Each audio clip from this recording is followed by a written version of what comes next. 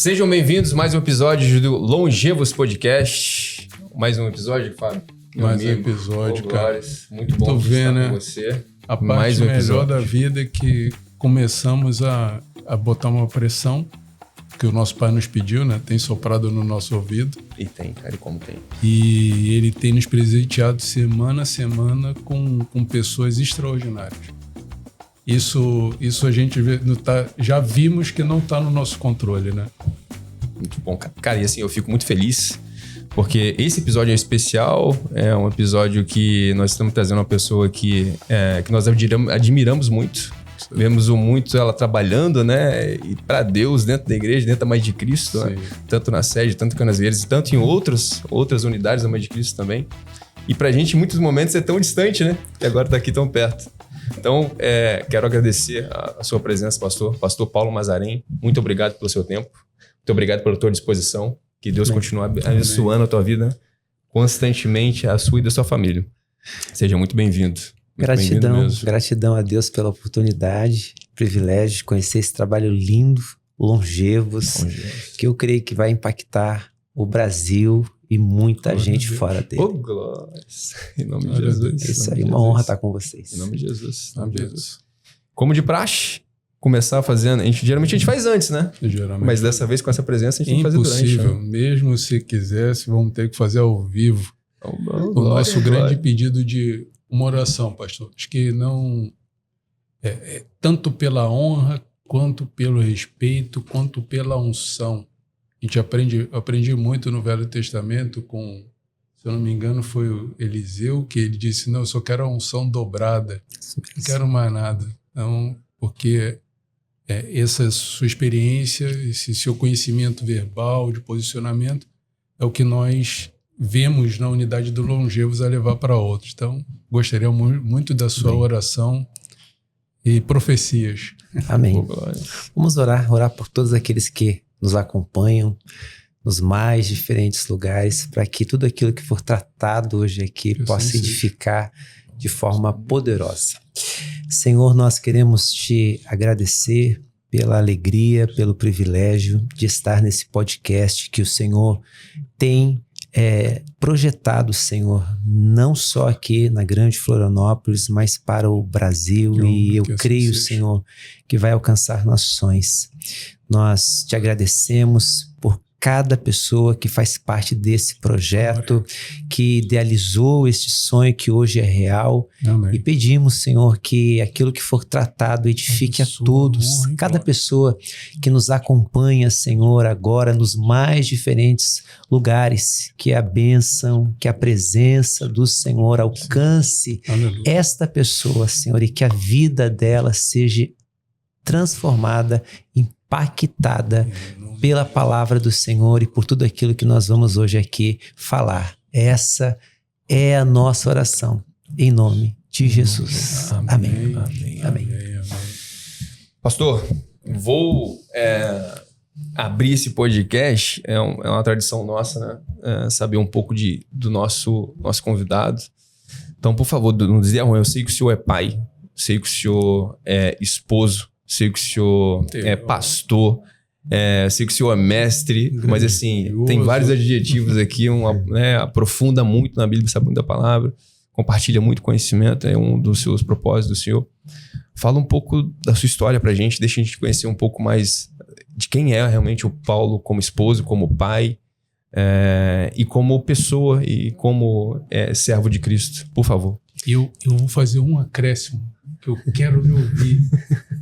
Qual é a sua identidade em Cristo? Quando você responder quem eu sou, gostaria de ouvir a sua identidade também em Cristo. Amém. Eu vou começar pela última, então. Servo do Senhor. Esse é um dos adjetivos de todos os homens que Deus levantou e que fizeram a história bíblica ter vida. Moisés se identificava como servo do Senhor. Josué se identificava como servo do Senhor. Grandes líderes que, de alguma forma, fizeram toda a história do cristianismo sempre se perceberam nessa perspectiva. Obviamente que ela é ressignificada com a chegada do nosso Jesus. Jesus, ele nos mostra a expressão mais exata da identidade daqueles que a Deus pertencem. Inclusive, ele vai ensinar os seus discípulos a orarem de uma forma mais afetiva e íntima. E ele deixa inúmeras pistas quando ele fala de paternidade. Qual é o filho que, pedindo ao pai um pedaço de pão, o pai vai lhe dar uma pedra? Qual é o filho que, pedindo ao pai um pedaço de peixe, vai receber uma serpente em troca? Se o homem, sendo mau, sabe dar coisas boas para todos aqueles que o pedem, quanto mais o vosso Pai que está nos céus dará coisas boas, dará o Espírito Santo de Deus a todos aqueles que o pedirem. E na oração ele diz, quando vocês forem orar, ao invés de vocês usarem termos como Meler, rei, ao invés de vocês usarem expressão como Elohim, juiz, se dirijam a ele da seguinte forma: Pai nosso que está no céu. E há uma diferença de servo para filho, né? Então, eu sou um servo-filho. Amém. Boa. E um pouquinho da nossa história, casado, vai fazer 18 anos já agora, nesse ano, dia 22 de agosto. Casei com a mulher mais linda desse mundo, Priscila Moreira da Silva Mazarém, minha esposa. Um beijo para você, para as nossas filhas. Tenho 2 meninas, Sara, 15 aninhos, e a Valentina, que tem 1 ano e 1 mês. A Valentina veio para agitar a casa.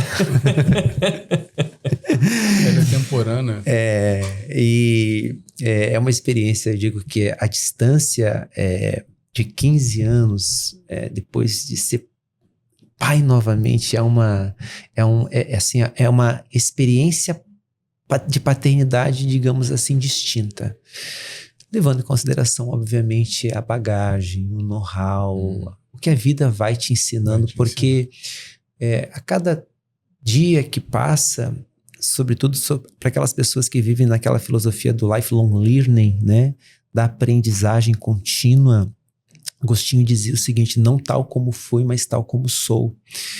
O que demonstra que aqueles que de fato querem crescer, eu digo que quem para de aprender, para de crescer. Exatamente. Então a minha experiência como ser humano foi sempre voltada para a questão do desenvolvimento mesmo. Desenvolvimento espiritual, desenvolvimento cognitivo, desenvolvimento epistemológico, desenvolvimento em todas as áreas. Eu sempre procurei crescer, sempre procurei me desenvolver. Então a minha experiência de paternidade de 15 anos atrás foi uma. A minha experiência de paternidade atual, né? Em italiano a gente chama isso de aggiornamento, né? Houve uma atualização e é um outro olhar, e é um olhar mais maduro, né? E isso vale para a experiência também conjugal, como também espiritual e ministerial, né? Então, Paulo diz o seguinte, que aquele que começou a boa obra em nós, ele vai aperfeiçoar. Então, quem anda com Deus, ele vive e anda sempre em aperfeiçoamento e em desenvolvimento, né? E o estudo me trouxe também, né, essa oportunidade de expandir a minha consciência desde cedo, desde a minha conversão, saindo de uma experiência de drogadição dos 16 para os 17 anos, me encontrando com Jesus. Eu fui tocado naquilo que eu chamo de vocação, né? Que é talvez hoje a grande questão da humanidade. As pessoas, elas vivem desreferencializadas. É como se não houvesse um sentido para viver. E vocação é o que faz a sua vida ter sentido, é o que faz você acordar todos os dias, é o que faz você olhar a vida não em preto e branco, mas de forma colorida. E eu fui tocado pela minha vocação muito cedo, né? Eu hoje sou um pastor numa das igrejas mais conhecidas aqui de Florianópolis, e tenho o privilégio e a alegria de andar, né, lado a lado com um dos líderes que mais me inspira, que é o pastor Júnior. Amém. 13 anos já, né? 13 anos? 13 anos. Caraca. Já. Estamos dos ali. 18, né? Dos 18, exato. Que é mais 13. E Deus nos deu a honra ali de escrever a história do ensino dos discipulados da Igreja Mais de Cristo. E a gente entende que o discipulado ele vai desenvolver homens, mulheres, crianças, jovens, adolescentes, masters, todas as faixas etárias são contempladas a partir de um discipulado. Inclusive agora criamos o discipulado Recomeçar, que é o discipulado pensado para divorciados, divorciadas, viúvos, viúvas e desesperados. Os solteiros. Que são aquelas pessoas que chegam, por exemplo, na igreja solteiras, e aí elas começam a orar pedindo para Deus uma pessoa. E elas vão para o Salmos 40. O Salmos 40 diz assim: esperei com paciência pelo Senhor.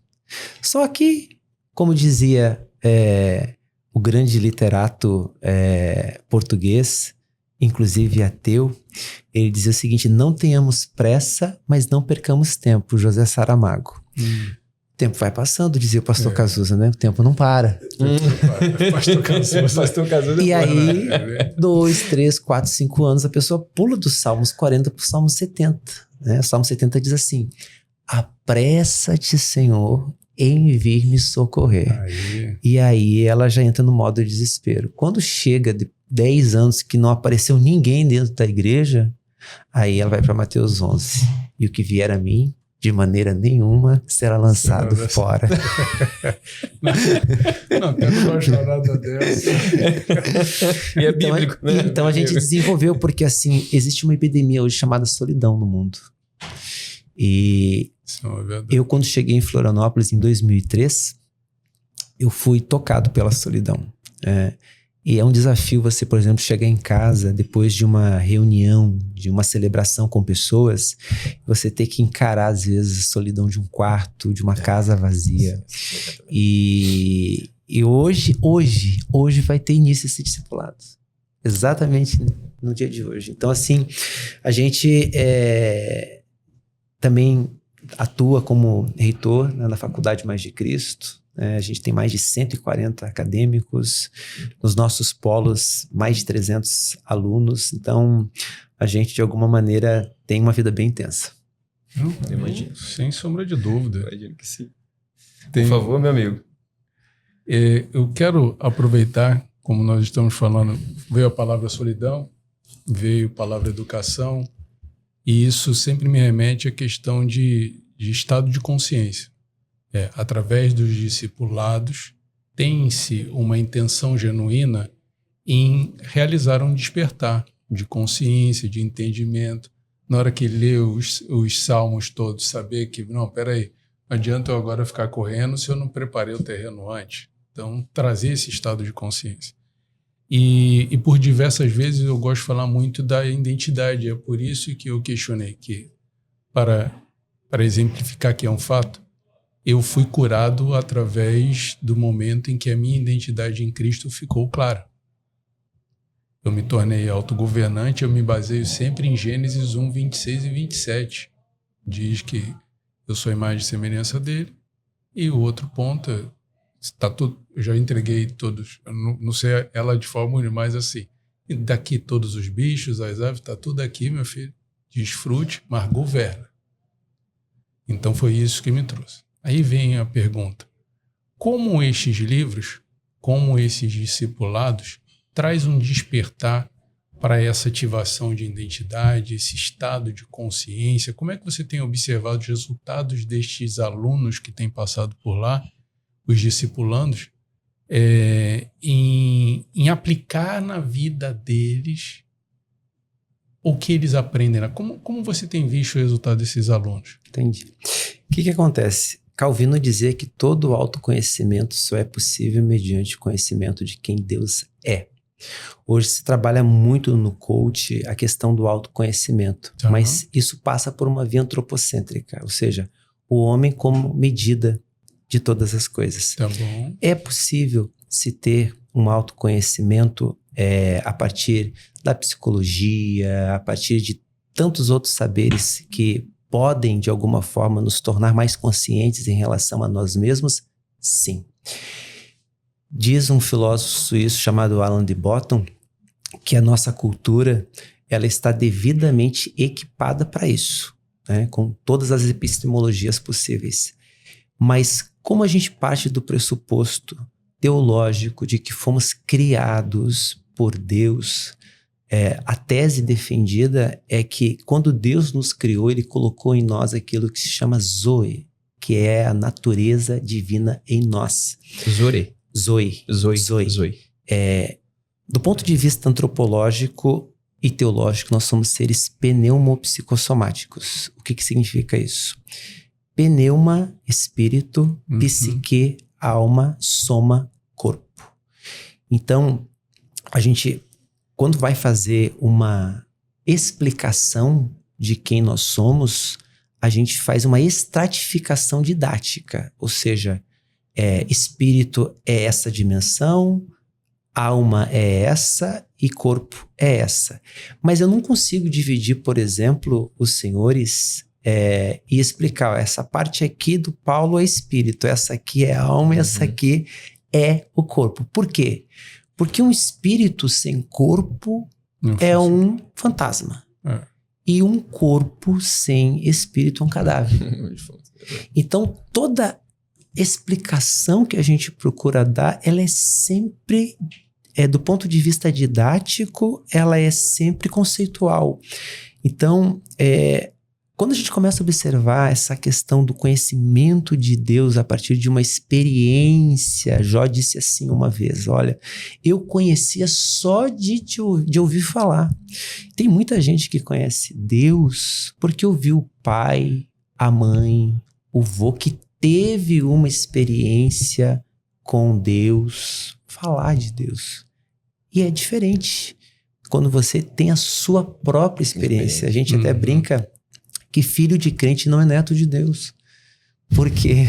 Porque ele precisa ter a sua experiência pessoal. É aquilo que a gente falou. Jesus ensinou que nós somos filhos. Então, esse autoconhecimento ele só vai acontecer a partir de uma experiência com Deus. E essa experiência ela pode se dar de diversas formas. Isso vai depender muito da estação da sua vida. Isso vai depender muito da sua sensibilidade espiritual. Porque Deus, eu defendo a tese que Deus, ele não fala só por meio da palavra. Ele fala de diferentes maneiras e de diferentes formas. Por exemplo, em Números capítulo 12, versículo 5, diz que Deus fala através de sonhos. Quantas pessoas já tiveram, por exemplo, sonhos que foram verdadeiros prenúncios do que um tempo depois veio acontecer na vida dela, um aviso. Deus fala através de sonhos, Deus fala através de pessoas. Por exemplo, eu uma vez estava em crise em relação ao propósito da minha vida. Já havia se passado muito tempo, né? A gente fala sempre dos 3 P's, né?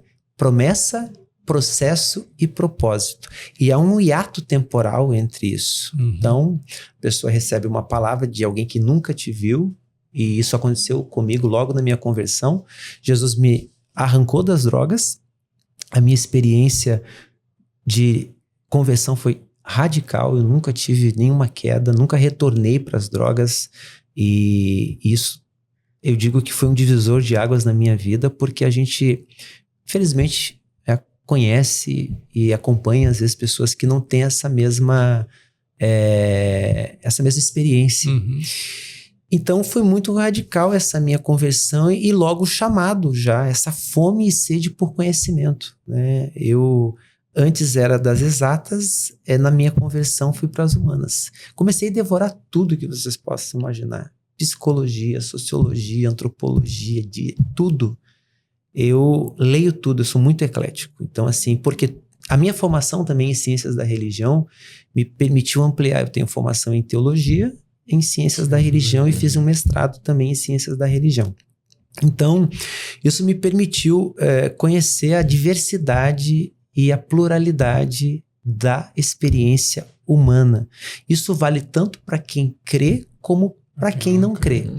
Então, voltando ali para minha conversão, isso foi tão radical e ao mesmo tempo assim vocacional, que de lá para cá esse desenvolvimento ele veio acontecendo, veio se desdobrando, e a gente conseguiu de alguma maneira entender que você só vai ser despertado para aquilo que realmente Deus tem para a sua vida quando você entender o porquê você está aqui.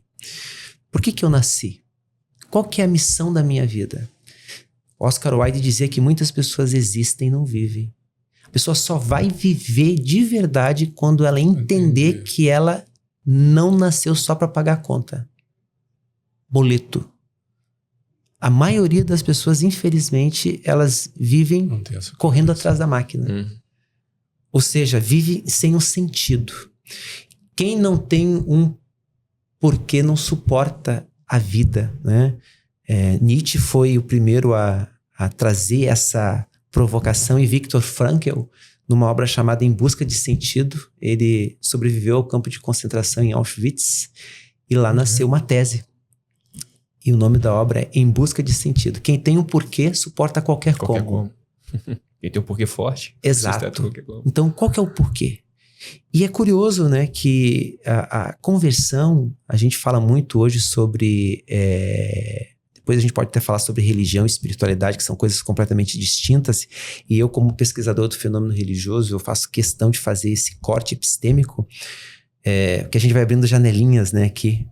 Mas, assim, há uma diferença entre essas experiências, porque sentido existencial você encontra em Cristo quando você descobre o seu propósito.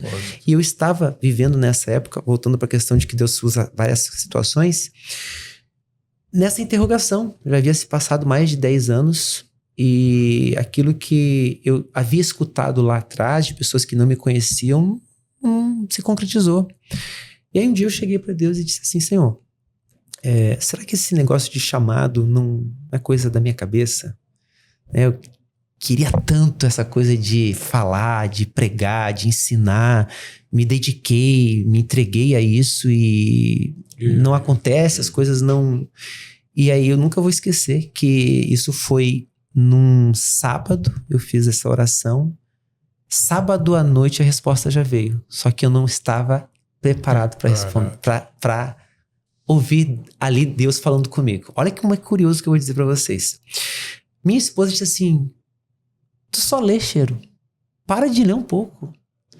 Vamos assistir um filme, vamos fazer alguma coisa. Eu disse assim: tá bom. Vamos assistir um filme então. Que filme? Vamos procurar um filme. Encontramos o filme. A Procura da Felicidade, Will Smith. Irmão. É muito bom aquele filme. Quando eu comecei a assistir aquilo, eu já tava triste. Fiquei deprimido. Ele disse assim: parou tudo. Não, Cheiro. Não. Desculpa, tá? Eu vou voltar pra minha leitura. Esse cara não deu certo na vida. Ou seja, houve espelhamento ali, entendeu? Eu tava frustrado porque não havia acontecido aquilo que eu tava esperando. E aí eu olho pra alguém que também tá vivendo a mesma coisa. Eu disse: não é isso, Cheiro. E aí, naquela mesma noite, voltei à leitura. A tia dela liga pra ela: vocês vão almoçar aonde, mãe? Quem é que não gosta de receber um convite um domingo, né? Pra almoçar fora, né? Teus amigos aí não convidam não, mas tudo bem. Tia dela: a gente tá por casa. Não, vem almoçar amanhã aqui em casa. Combinamos tudo. Quando chegamos na casa da tia, ela foi pro quarto fazer algumas coisas com a tia dela e a televisão ligada, Globo Esporte. Nunca vou esquecer dessa memória. E tava ali entrevistando um jogador de futebol, não me lembro o nome dele agora, e o repórter perguntou assim pra ele: vem cá, qual foi a pessoa que mais marcou a sua vida? Aí ele falou assim: meu pai. Por quê? Porque o meu pai acreditou no meu sonho. O meu pai, ele trabalhava de porteiro e ele pagava a escolinha de futebol para mim, ele investiu em mim. Hoje meu pai, é claro, não trabalha mais. Hoje eu sustento meu pai. E aí, eu lendo, ouvindo aquela história bonita e tal, ping-pong, né? Aquela pergunta, né? Qual é a música que você mais gosta e tal?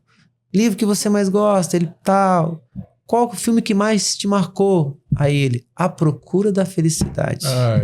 Aí, opa, deixa eu terminar de ver esse filme. Peraí que ontem eu não quis assistir esse filme. E aí, ele solta um take daquele momento que o filho do Will Smith, né, no caso o personagem, tá numa quadra de basquetebol.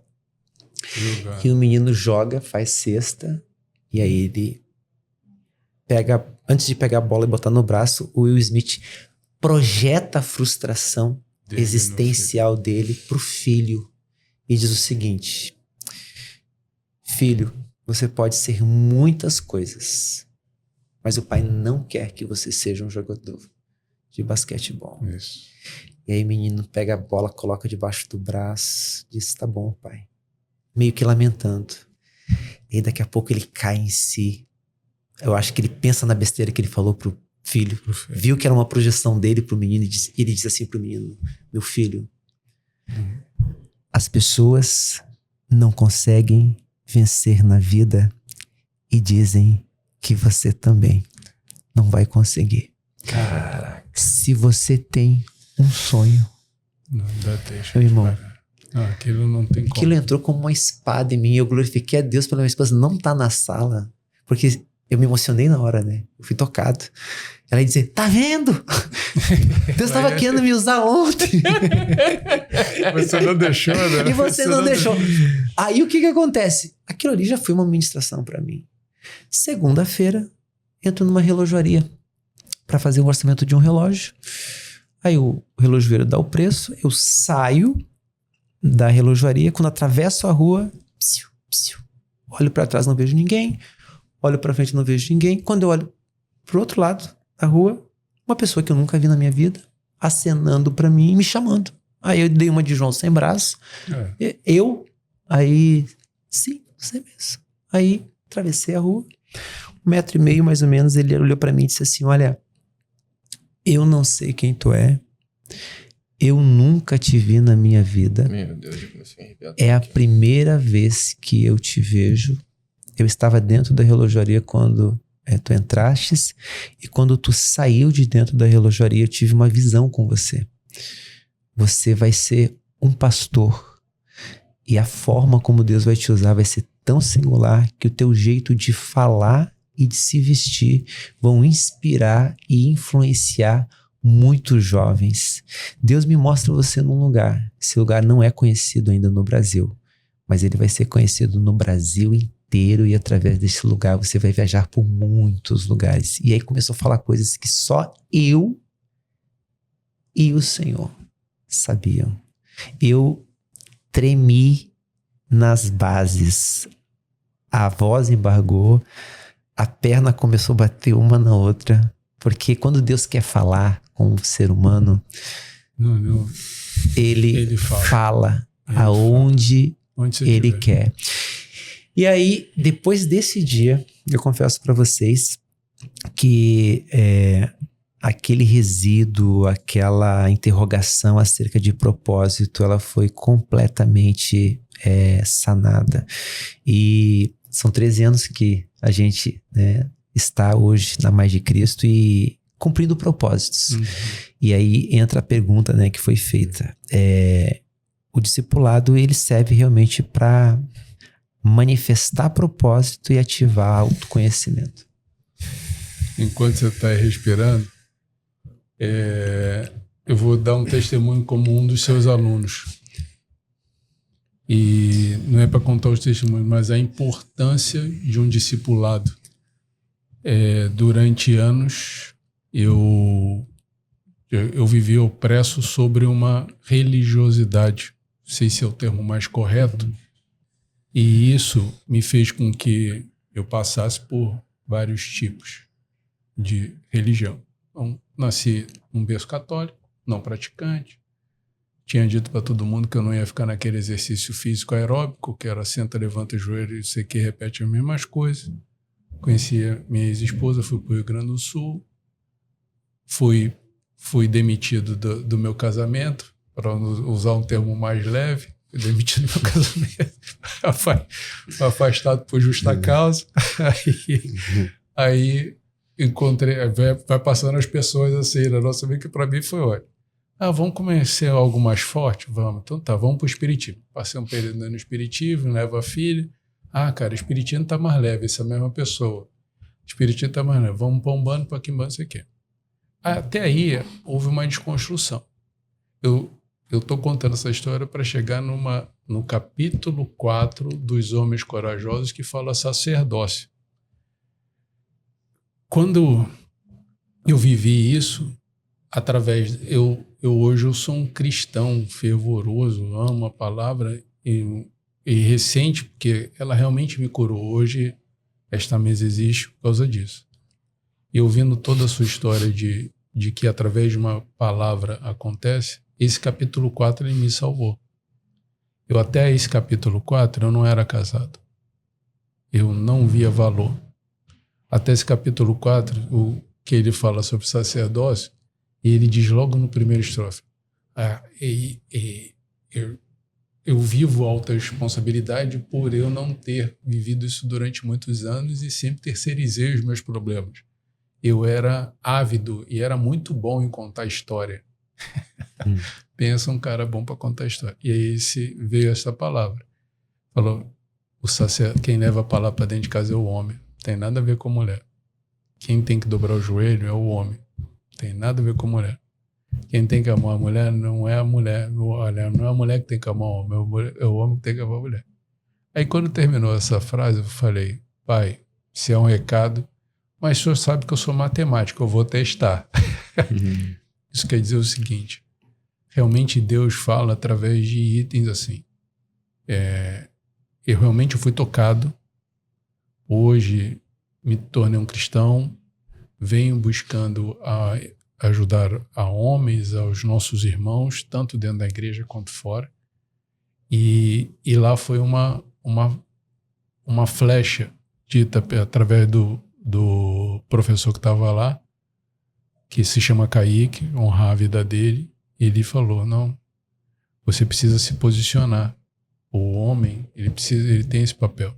Então a importância de tudo que você comentou. Realmente é verdadeiro. Deus usa meios, às vezes, que a gente nem observa. Se eu não tivesse passado por aquele capítulo 4 e não tivesse... Porque eu quando você comentou, eu vi ali, puxa, eu passei por aquele conceito de obesidade cerebral, né? Onde a gente estuda e não consegue ver aplicabilidade. Sim. E eu tenho um outro ponto que você falou lá. Teve uma palavra que você trouxe, Fábio. Algo novo vai acontecer, um tempo novo está por vir sobre a sua vida. E isso mexeu comigo, porque eu falei, meu pai, eu acabei de chegar, não sei, eu não, sentar na janela para mim é muita honra, não é nem honra, não estou preparado, entendeu? E eu sempre vivi muito inseguro com relação à autoimagem, sempre vivi. E aí eu vejo hoje o nosso pai abrindo essa oportunidade e agora me caiu uma ficha. Me parece que já é estou falando me parece que você ainda tem coisas a serem curadas, mas me parece que é uma confirmação daquilo que foi dito. Bem. Então, aí vem o próximo. Meu amigo, é tanto conhecimento que tem que a gente até tem muita pergunta e gosta muito de ouvir. A gente se emociona muito. Continuando nesse ponto, eu vou olhar para um item que eu vejo que nós, como homens, precisamos de palavras muito mais de confronto. E abre parênteses, fecha parênteses. Depois eu quero entender aquela questão do número de 15.750. Você vai contar nesse cálculo que você fez ali na porta. Depois ele vai contextualizar, porque eu pedi, não preciso compreender. Então aí vem a pergunta. Como nós, cristãos, podemos se colocar não somente à disposição, mas se tornar como como provocadores de um novo posicionamento do homem. Hoje existe uma narrativa muito forte do homem estar mais emasculado. Isso é muito triste. Isso a gente vê famílias sendo deterioradas, pais não se posicionando. Eu estive desse lado. Homens não se posicionando. De que maneira hoje, olhando pela luz da palavra, a gente consegue gerar um despertar nesses homens para que eles possam realmente viver o homem segundo o coração de Deus? Como podemos ser esse canal de influência provocativa para que esse despertar, como aconteceu, um estado de consciência, muitas coisas aconteceram para que eu conseguisse ter a consciência da importância de um sacerdócio. Então eu sei como é que foi minha jornada, mas como de uma maneira didática, simples, objetiva, a gente pode usar canais como esse de podcast para estar... Não, meu filho, peraí, você está falando que você está com demônio? Não, mas você já testou o seu hormônio?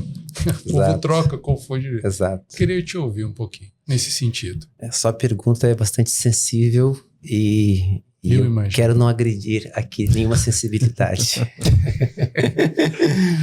Mas, olhando para a Escritura, partindo, né, da palavra como referência para percepção de masculinidade e feminilidade, a gente pode observar, do ponto de vista não apenas bíblico, mas existencial, sempre fazendo essa ponte com o concreto, né? Porque às vezes a gente é tentado a residir dentro de um texto que de alguma forma não extrapola o texto e dialoga com a realidade. Eu parto do pressuposto que tudo tem que fazer conexão. Sim, né? Essa ponte, né? Que é a materialização de algo que muitas vezes está dado na Bíblia, na Escritura, enfim, que é a referência, que é o que guia. Então, do ponto de vista cultural, né, a gente vai observar que, de fato, hoje há uma desreferencialização que envolve uma engenharia social, digamos, bastante sistêmica, intencional, para desconstruir esses pilares básicos que nos constituem como homem e como mulher, né? A gente não pode ser inocente de não percepcionar isso. Então, de fato, há uma engenharia social pensada com viés ideológico para que essa percepção de macho e fêmea, homem e mulher sejam descaracterizadas, né? E aí a gente pode observar isso tanto do ponto de vista cultural, como às vezes do ponto de vista genético. Isso daria uma discussão assim que levaria a gente para vários podcasts, né?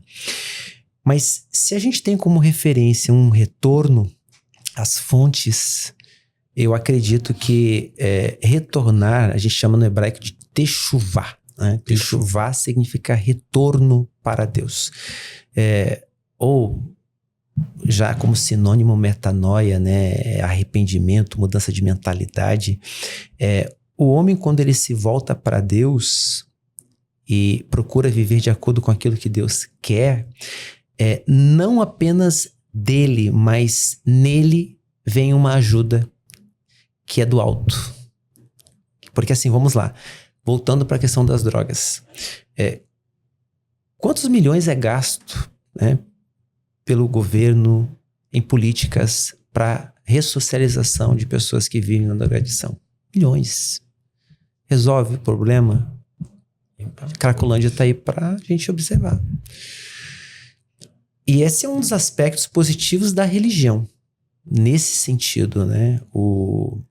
A gente tem um psicanalista muito conhecido, francês, que ele dizia que a religião triunfaria sobre a psicanálise, porque Freud ele era ateu, né? Era judeu, mas era ateu. E ele tem uma leitura um tanto assim pessimista da religião. Mas você começa a perceber que a religião judaico-cristã, que é a fonte, que é a matriz, que eu falo como pesquisador do fenômeno religioso também, né? Porque aí uma hora é o pastor falando, outra hora é o pesquisador falando, então são vários personagens que me habitam aqui, né? Então, mas para vocês entenderem, eu acredito que assim, um retorno ao princípio, à origem, é o que vai solidificar e demarcar de forma sólida os papéis. Porque eu acho que hoje os papéis estão muito invertidos na sociedade, né? Então, por exemplo, o homem não assume o seu papel como homem. Ou seja, e quando eu falo papel, eu não estou me referindo numa perspectiva machista, sabe? Do homem dominar a mulher. Não é nada disso. Faz sentido. Eu estou falando no aspecto de complementar, segurança, de ajudar, de ser realmente, sabe, essa proteção, esse cuidado para o cônjuge. E vice-versa, a gente vai encontrar, por exemplo, mães que não querem ser mães, né? Ou seja, se relacionam, mas não querem assumir a maternidade, né? E aí isso entra também por uma perspectiva de descaracterização, inclusive ontológica, né? Ontologia, estudo do ser, ou seja, quando o ser não está de alguma forma ajustado com identidade, com propósitos, vai refletir nos papéis, né? A gente vai perder a responsabilidade, ou seja, pais não querem mais assumir a paternidade, ou seja, são eternos meninos, são crianças para sempre, forever, ou seja, não conhecem aquele texto bíblico: deixará o homem seu pai e sua mãe, iniciar uma mulher e ambos serão uma só carne, ou seja, não houve essa saída da fase da menoridade. Então, assim, são eternos adolescentes, e isso eu acho que vai ter implicações sociais muito sérias. E a gente vai assistir desestruturação na sexualidade.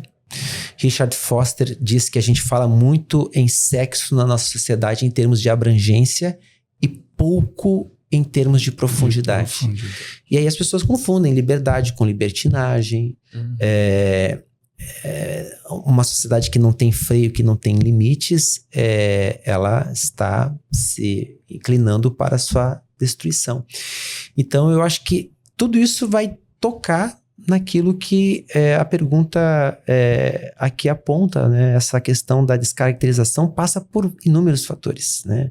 Então, recapitulando: engenharia social, ideias, ideologias anti-homem, anti-mulher, anti-família, que estão ao redor, estão povoando as nossas ideias. Se a gente não tomar cuidado com aquilo que a gente crê, eu gosto muito de um intelectual francês chamado Edgar Morin. Ele diz o seguinte, às vezes pensamos que possuímos a ideia, quando na verdade é a ideia que nos possui. Forte. E se você duvida do poder das ideologias, olhe para a história. Olhe, por exemplo, para o nazismo, olhe para o comunismo, olhe até mesmo para dentro do cristianismo. Eu sou um intelectual muito honesto, e eu gosto de problematizar algumas coisas, porque é comum às vezes se demonizar apenas um espectro ideológico, né? Então a gente ouve muito assim, a esquerda é do demônio, a esquerda é de Satanás, é do diabo, mas a direita é de Deus, a direita é de... Inclusive, no dia do juízo, os bodes vão ficar na esquerda e os cordeiros à direita. Só que tem uma coisa, vamos lá. Nessa história tem mocinho e tem vilão também. Ku Klux Klan, por exemplo. Direita, cristã. Hitler, cristão. Então, assim, se a gente quer ser honesto, a gente precisa admitir uma coisa. O quê? O evangelho é meta-ideológico. O evangelho está para além de direita e de esquerda. Aliás, direita e esquerda, enquanto espectros ideológicos, são invenções muito recentes. Nasce com a Revolução Francesa. Nasce com jacobinos e girondinos. O que muitas vezes acontece é que é um anacronismo, né? As pessoas, como infelizmente não conhecem história, elas não observam que boa parte das ideologias, isso vale até para a tese teológica. As pessoas às vezes me perguntam: o senhor é calvinista ou é arminiano? E eu digo: não sou nem calvinista e nem arminiano. Por quê?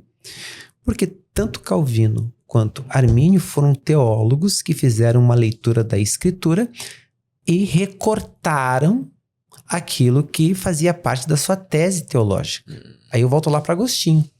Agostinho diz o seguinte: quando você vai à Escritura, seleciona o que quer e rejeita o que não quer, não é na Escritura que esse alguém crê, mas sim em si mesmo. Ou seja, a gente precisa ter uma visão... Tu vê, né? É verdade. Orbital, uma visão integrada Visão das Escrituras. 360, global. Exato. Isso vale para ideologia, direita, esquerda, calvinismo, arminianismo. Eu parto do pressuposto que a gente precisa ser equilibrado. Né? Inclusive, o fruto do Espírito, lá em Gálatas capítulo 5, verso 22, diz que é a temperança. Né? O que é tempero? Por exemplo, se a gente pegar sal. Se jogar sal demais numa comida, tá salgado isso aqui. Não consigo consumir. E se faltar, de sons. Ou seja, é o equilíbrio. E infelizmente, os seres humanos, eles vivem nos extremos. E a gente está assistindo isso no mundo hoje. As guerras são frutos de polarizações. Guerra não é coisa de gente equilibrada. Não. Guerra é a falência absoluta do diálogo. Quando o diálogo acaba, nascem as guerras. Muito bom, muito bom. Concluiu você? Muito bom, pastor, muito bom mesmo. Eu fiquei até emocionado aqui na primeira fala, porque você falou de propósito. E isso é muito interessante, porque no ano de 2025 foi um ano muito importante para mim, que foi o ano que eu entrei na Mais de Cristo, né? Me batizei. E foi onde despertou um propósito, onde eu vi o propósito. O Fábio me ajudou muito nisso, a igreja me ajudou muito nisso, através de alguns pastores também. Eu vi realmente o que Deus quer que eu faça aqui, sabe? O que eu preciso entregar aqui que eu não estou entregando. Então hoje eu estou como enfermeiro funcional integrativo, também tenho mestrado em farmacologia cardiovascular, então falo muito de saúde nas redes sociais, falo muito de prevenção e promoção da saúde. E vejo que a sociedade, de forma geral, está muito doente. Principalmente, não só de saúde física, mas também de saúde mental. E vejo também essa crescente de doenças crônicas, entre elas a obesidade, entre elas diabetes tipo 2, doenças cardiovasculares. Dentro da igreja isso não é diferente. Eu vejo muito, principalmente também, uma das coisas que me chamou a atenção quando eu entrei na Mais de Cristo, a liderança. Os pastores, de uma forma geral, estavam muito acima do peso. E aquilo ali me chamou muita atenção. Eu falei assim, eu acho que eu posso ajudar aqui de alguma forma, contribuindo com informação. Então, isso foi queimando muito forte no meu peito, né?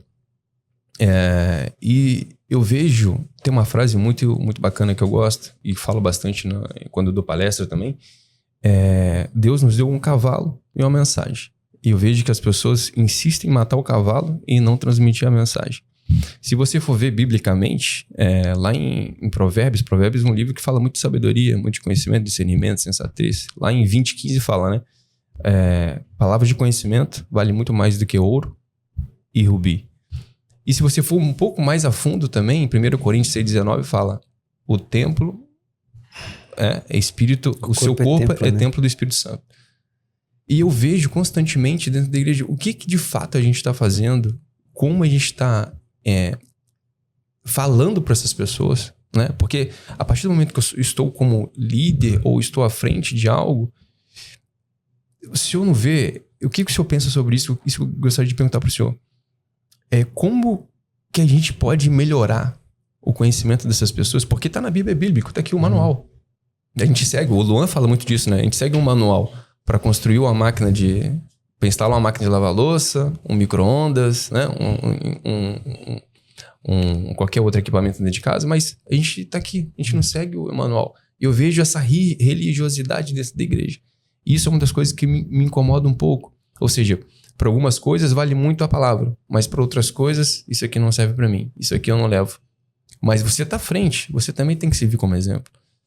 Então eu vejo que existe uma lacuna dentro da igreja hoje, tá? Fora também, obviamente, mas o que o senhor pensa sobre isso? O que a gente poderia fazer para melhorar isso? Quais são as dores? Por favor, fala um pouco disso pra gente. Sua pergunta tem várias camadas, né? Vamos por partes.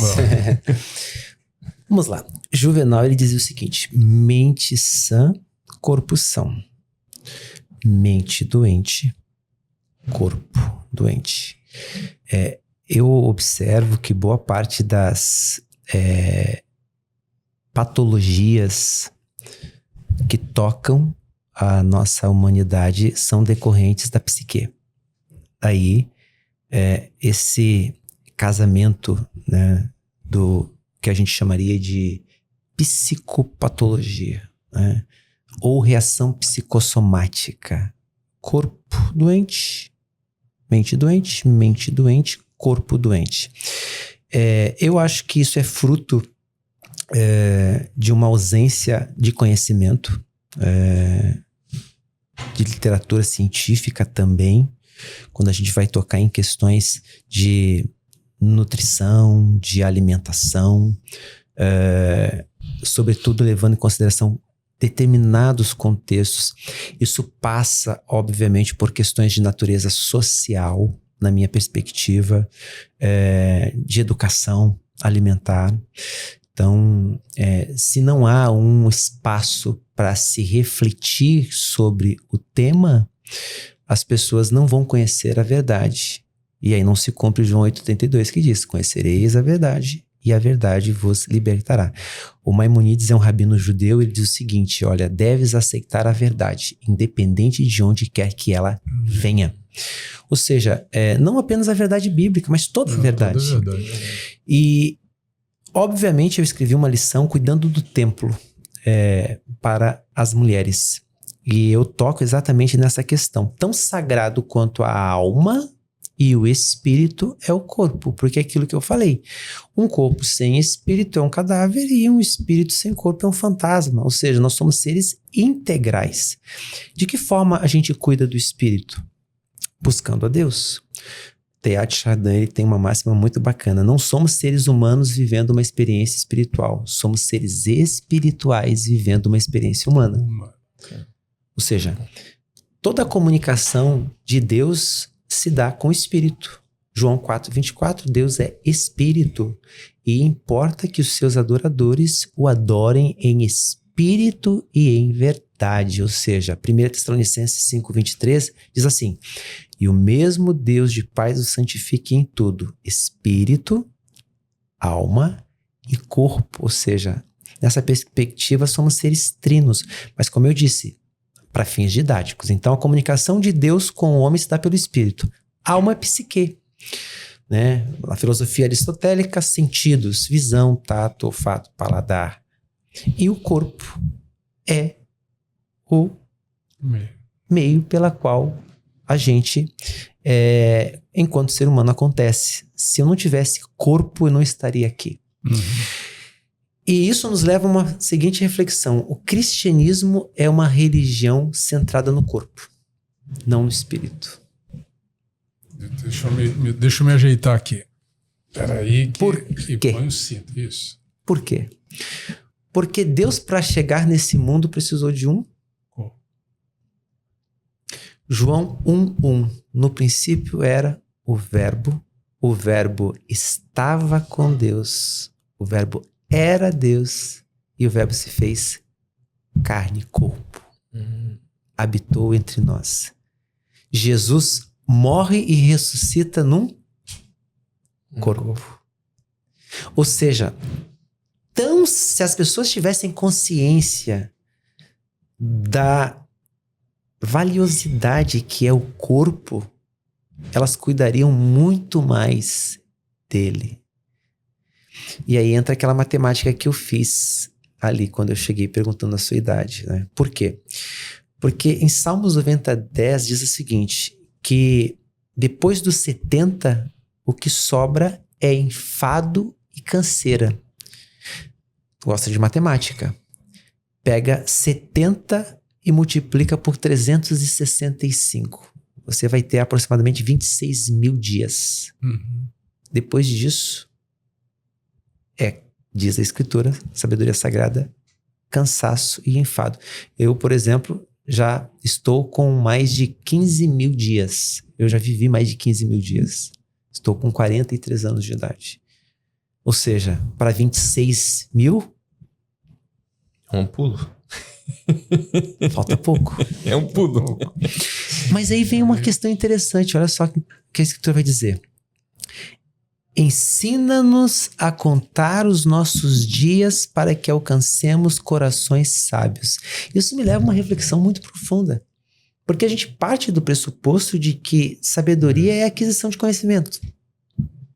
Não. É possível se ter conhecimento e não ter sabedoria.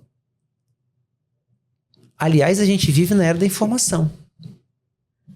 Pierre Levy, um sociólogo francês, que ele faz uma analogia muito interessante sobre a informação, né? E a gente tem na filosofia uma distinção entre doxa e episteme. Doxa, opinião, né? E episteme, conhecimento. Aí a gente volta de novo para a tua pergunta, qual que é a minha percepção, né, acerca do porquê que as pessoas estão vivendo como estão vivendo, dessa impressão que tu tiveste quando chegou pela primeira vez num ambiente espiritual, né? Eu acho que isso tudo parte exatamente da ausência de conhecimento. Porque quando você tem acesso a um conhecimento, esse conhecimento tem o poder de te emancipar. É verdade. De te libertar da ignorância. Né? E a Bíblia diz que Deus não levou em consideração os nossos tempos de ignorância. Atos 17:30. Deus não levou em consideração os nossos tempos de ignorância, diz Paulo. Então, a ignorância é o grande promotor, eu acho, dessa questão, desse analfabetismo, sobretudo alimentar, né? Na antropologia, a gente tem, Roberto da Mata, ele faz uma distinção bem bacana entre alimento e comida. Nem tudo que é alimento é comida, mas tudo que é comida é alimento. Peraí, explica melhor isso. Alimento é tudo aquilo que você pode comer para gerar energia em você. Uhum. Por exemplo, eu posso comer lesma? Posso. Então, é alimento. Passa pela perspectiva biológica. Comida tem a ver com aspecto cultural, com socialização. E tem várias teses, né? Então, por exemplo, o Lévi-Strauss escreveu o cru, o cozido e o podre, né?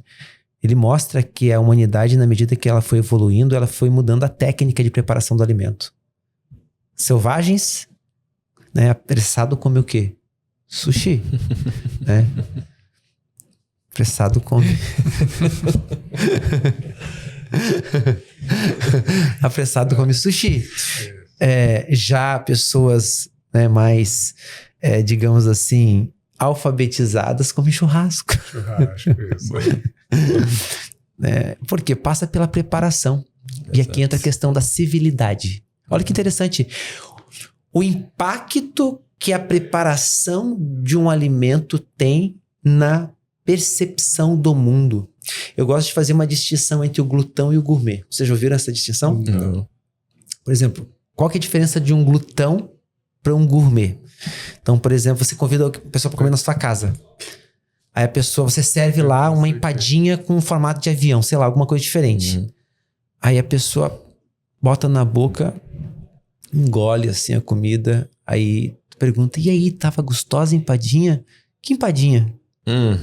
Ela não deu tempo pro paladar. Uhum. Ela não degustou, ela não apreciou, ela não discerniu o tempero. Não, isso aqui é orégano, isso aqui, isso é o glutão.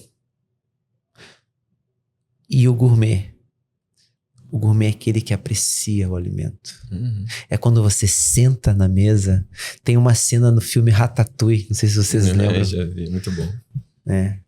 Na hora que ele senta na mesa para comer o ratatouille mesmo, é um prato. E quando ele coloca a comida na boca, ele é um degustador. Imediatamente ele é levado à memória de infância. Quando a mãe dele preparava o alimento. Uma memória. Memória proustiana, eu chamo isso. Memória proustiana é quando você sente um cheiro, ouve uma música, come uma comida e imediatamente é deslocado daquele lugar para um outro território, para um território pregresso, para uma experiência passada. Então assim, mano, eu parto do pressuposto que Hoje já existem meios, sobretudo em espaços religiosos, né, igrejas. Por exemplo, a Igreja Adventista do Sétimo Dia trabalha muito com essa questão da alimentação. A Mais de Cristo, de alguma maneira também, né, procura, a partir dos discipulados, conscientizar as pessoas para o cuidado com o templo, né? Ou seja, o corpo. O corpo é templo do quê? Do Espírito Santo de Deus. E se eu não cuidar deste corpo que Deus me deu, eu estou destruindo este corpo. Então eu acho que passa pela conscientização. Minha perspectiva vem nessa linha, né, do conhecimento mesmo, de a gente ter acesso a literaturas que possam mudar essa história, porque as pessoas tratam muitas vezes do efeito, né? E eu não observo que a ansiedade é responsável, às vezes, também por uma alimentação inadequada. Quantas são as pessoas que ansiosas acordam, por exemplo, de madrugada, abrem a geladeira e vão comer?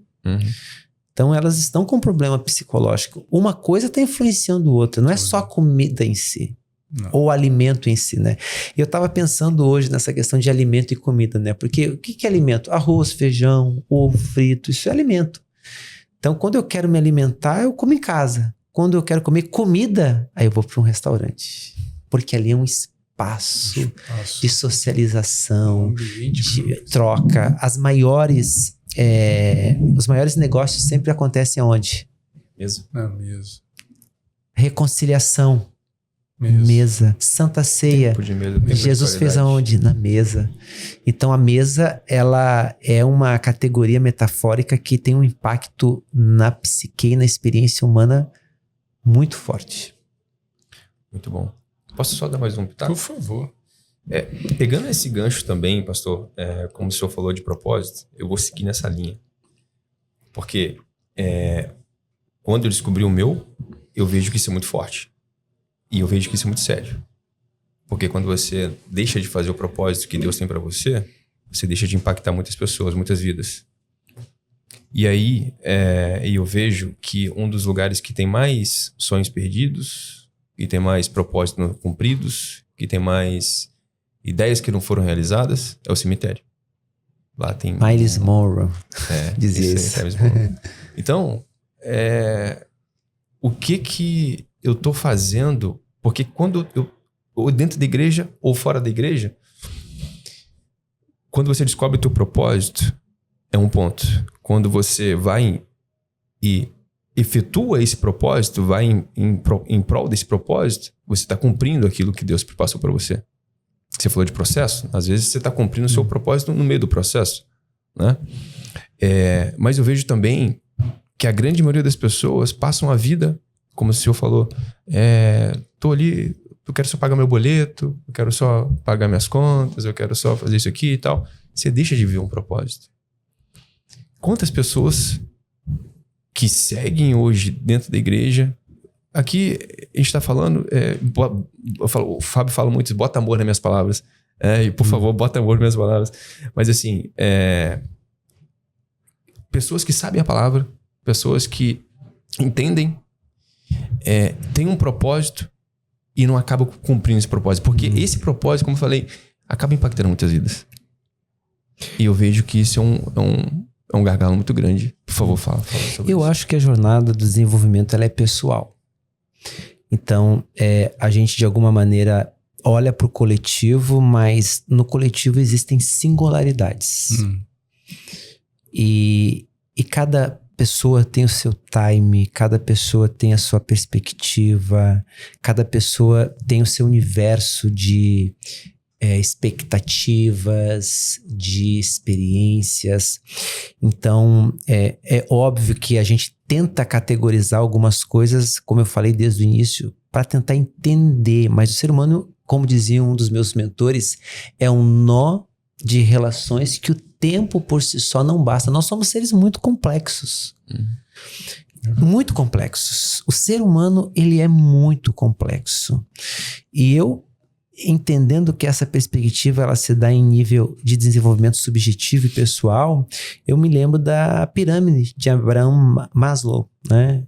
Muito conhecida e muito utilizada para explicar como é que seres humanos eles precisam ter necessidades satisfeitas e realizadas para escalar essa necessidade e ambicionar coisas maiores. Então, de novo, a gente toca em questões de natureza sociológica.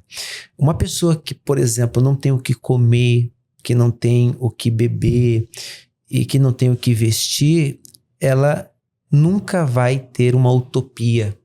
Ela nunca vai sonhar com alguma coisa, em impactar o mundo, em transformar o mundo, porque a preocupação imediata dela, o foco da vida dela vai ser satisfazer aquela necessidade que ela possui que não foi satisfeita e nem realizada.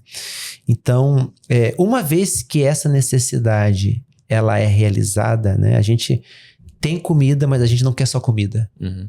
A gente tem água, mas a gente não quer só água.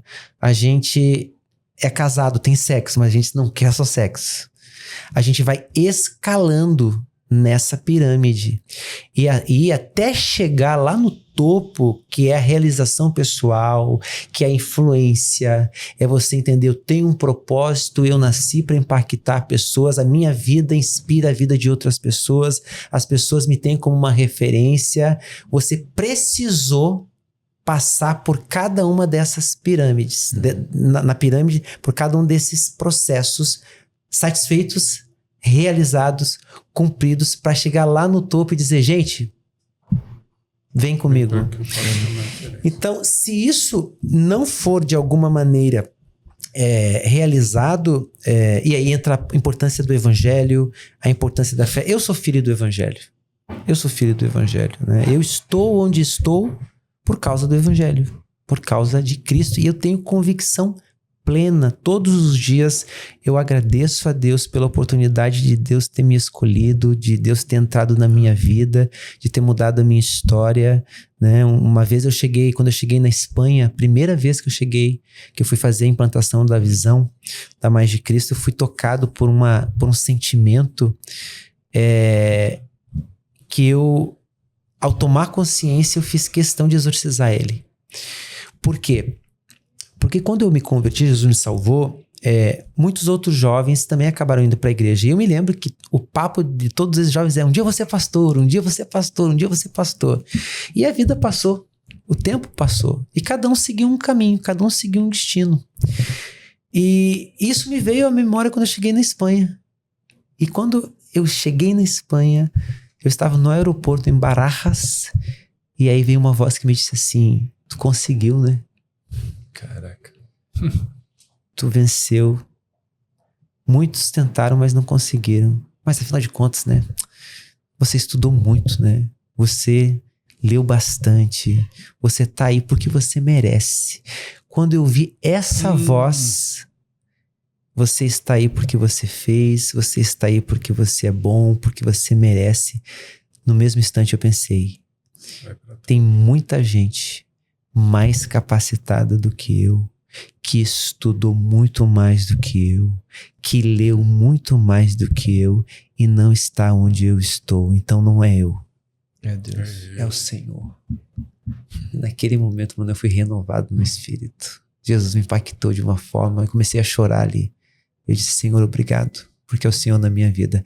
Então, você vai quando você atinge determinados lugares, é comum você ser tentado a pensar que quem te levou ali foi a força do braço da sua carne. E é comum a gente ver isso no Brasil, né? As pessoas dizem o seguinte: pastor, você não sabe quanto eu ralei.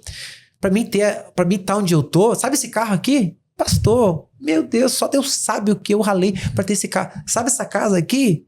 Como se milhões e milhões de brasileiros não trabalhassem muito mais do que ele, não ralassem muito mais do que ele. A gente vive, às vezes, dentro de uma bolha. No Brasil, existem pessoas que acordam 4 horas da manhã, tomam banho, pegam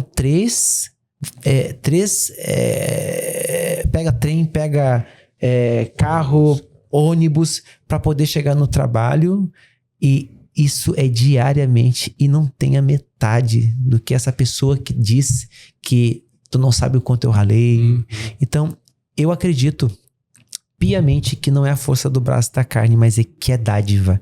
E aí entra naquela questão que foi aberta, né? Não é você conhecer apenas o propósito, é despertar esse propósito, porque tem gente que sabe qual que é o propósito dela, né? Paulo diz a Timóteo, desperta o dom que é em ti.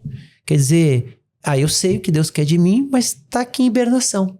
Não foi ativado ainda. E tem muita gente que está escutando a gente em casa, sabe por que está aqui, sabe por que nasceu, mas ainda não foi ativado, não foi despertado. Porque a hora que for ativado, a hora que for despertado, aí disse Jesus, não se pode esconder uma cidade edificada sobre os montes, nem se acende uma luz e se coloca debaixo da cama. Assim brilhe diante de Deus e dos homens as vossas boas obras, para que todos glorifiquem o Pai que está nos céus. Ou seja, quando o propósito é despertado, é que nem milagre, se torna público. Todo mundo vê, todo mundo olha, todo mundo observa, todo mundo sabe.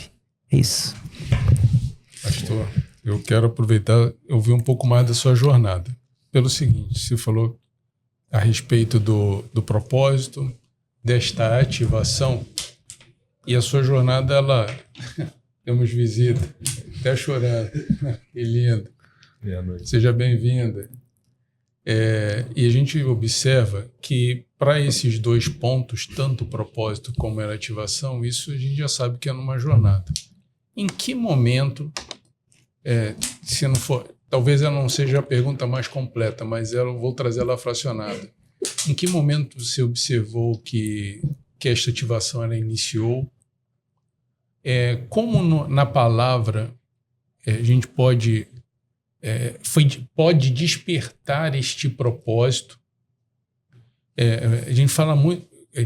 Eu costumo comentar muito a respeito de alienação. Eu vivi muito tempo sobre o efeito do Zeca Pagodinho. E o efeito... não é a Amélia, mas... Para quem não sabe, né, a Gabriela, né? Gabriela. Para quem não sabe, a síndrome de Gabriela nasci assim, vou morrer assim, é do Zeca Pagodinho para quem tá acompanhando em casa e deixa a vida me levar. Isso. Então, vida leva eu. Eu vivi essas duas síndromes. Então, assim, só que realmente, durante a jornada, numa jornada de construção de fé, o propósito me alcançou. Uhum. Então, hoje eu posso deixar claro, é ativação de homem, entender... Hombridade. É hombridade, é ele ser íntegro. Não faz sentido um dos exemplos que eu trago que aconteceu recentemente. Eu sirvo em um ministério de homens e ver um pai de família que tem dificuldade de saber qual é o tamanho da roupa que ele usa, para mim foi altamente impactante.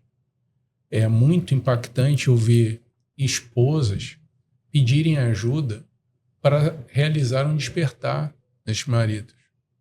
E por que eu digo? Porque eu passei por isso. E na graça do Pai foi. Então, a pergunta é bem objetiva. Na sua jornada, como é que foi essa ativação? E olhando para a palavra, como o propósito ele pode ser ativado? Como encontrar esse propósito? Ele fica onde? Uau, essa pergunta é muito interessante. E ela, de alguma maneira, assim, me leva a várias percepções, porque da mesma maneira que ninguém atinge a vida adulta sem responsabilidades, eu acredito que tudo passa pela preparação. Tem uma gênese, tem um desenvolvimento até chegar na sua maturação.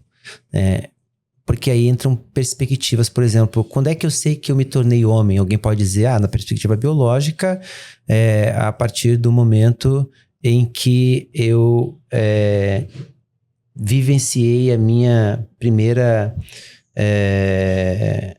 primeira relação com alguém. Alguém pode dizer, e daí decorreu um nascimento de uma criança. A menina, né, menarca. Mas culturalmente falando, eu acredito que passa pelo aspecto cultural de você assumir responsabilidades, de você se preparar, obviamente, para viver um propósito, mas ao mesmo tempo encarar esse propósito com a responsabilidade de quem tem consciência do peso desse chamado e dessa vocação. Porque o que eu vejo, entre a palavra alienação, que foi muito bem colocada, é que tem pessoas que querem ser uma coisa que elas não têm estrutura para ser. Querem carregar uma coisa que elas não têm estrutura para carregar. E quem tenta carregar algo que não tem estrutura vai ficar no caminho. Daí entra a preparação, né? Então, assim, eu acredito muito nessa palavra, porque a etimologia da palavra preparar, ali em Isaías 43, significa retirar obstáculos. E o contexto diz assim, ó: voz do que clama no deserto, preparai o caminho e endireitai as veredas. Está falando de Yohanan, Jonas, João, o batizador. Ou seja, para Jesus surgir, Gálatas 4:4 diz que, chegada a plenitude dos tempos, Deus enviou o seu filho, nascido de mulher. Deus enviou antes para preparar o caminho João. Para Jesus chegar, João teve que vir. João preparou o caminho. Um agricultor não joga semente na terra sem antes preparar a terra. Um atleta não vai para uma Olimpíada sem antes o quê? Treinamento. Se preparar. Por quê que ele se prepara?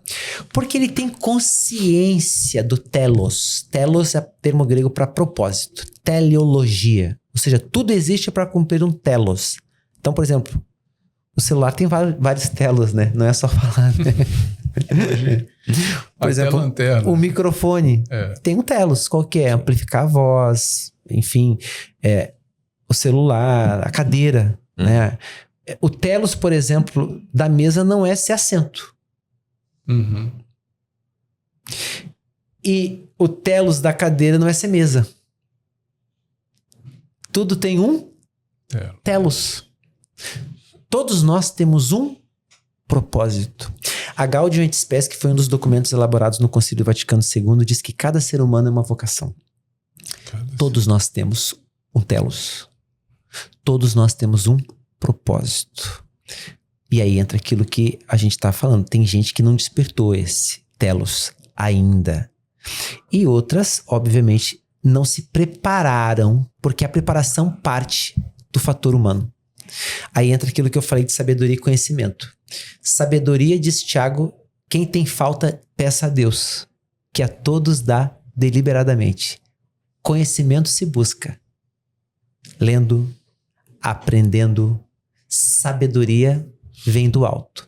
Sabedoria é a capacidade, na minha perspectiva, de gerir, de gestar esse conhecimento adquirido. Porque tem gente que tem muito conhecimento, mas não sabe passar.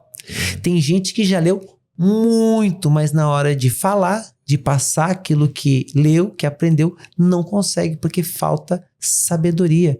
Então, eu parto do pressuposto que a preparação é o caminho que vai nos levar à finalidade para a qual cada ser humano nasceu. Então, eu tenho consciência do propósito, me desenvolvo, me preparo, e na minha vida, né, de que forma isso se deu? Se deu a partir da fome e sede que Deus gerou no meu coração. Eu servi o exército, eu me lembro que uma vez um sargento disse para mim: tu vai ficar louco, hein? Tu tá lendo muito. Ah, isso é Bíblia? Vai ficar louco. Tu vai ficar maluco se tu continuar lendo a Bíblia. E aí eu brinquei, né? Eu disse, sim, eu vou ficar louco de sabido, sargento. Então, ali já começou um despertar para o meu propósito, né? Ou seja, mas a Olimpíada mesmo, ou seja, o momento realmente de externalizar, porque tudo isso é secreto.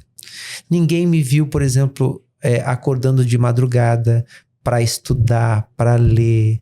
Uma vez eu disse para o Espírito Santo: Senhor, muita gente dorme lendo.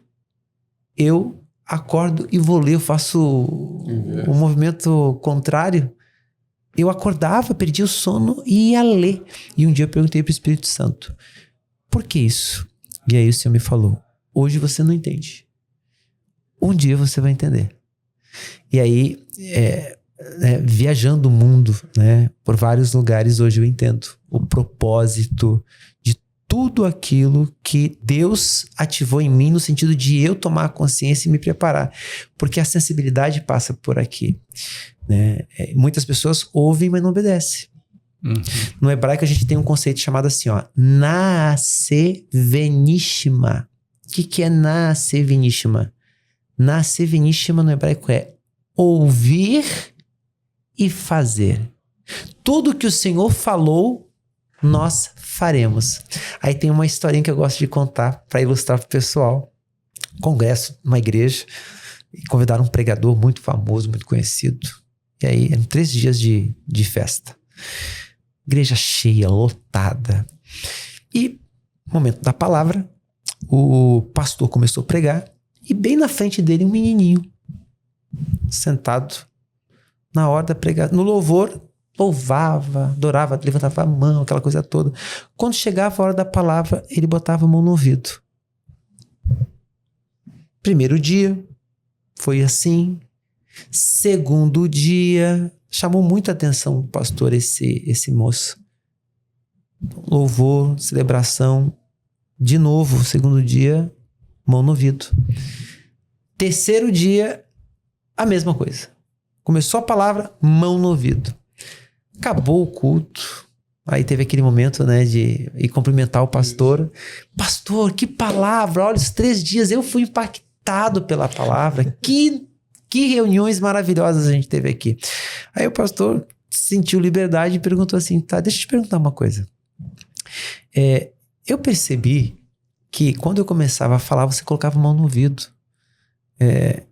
Eu não entendi por que você, nos 3 cultos, nas 3 noites você fez isso. Aí ele riu. O moço disse assim, pastor, então, é que a minha mãezinha, ela diz lá em casa que tem muita gente que vem pra igreja, que a palavra entra por um ouvido e sai pelo outro.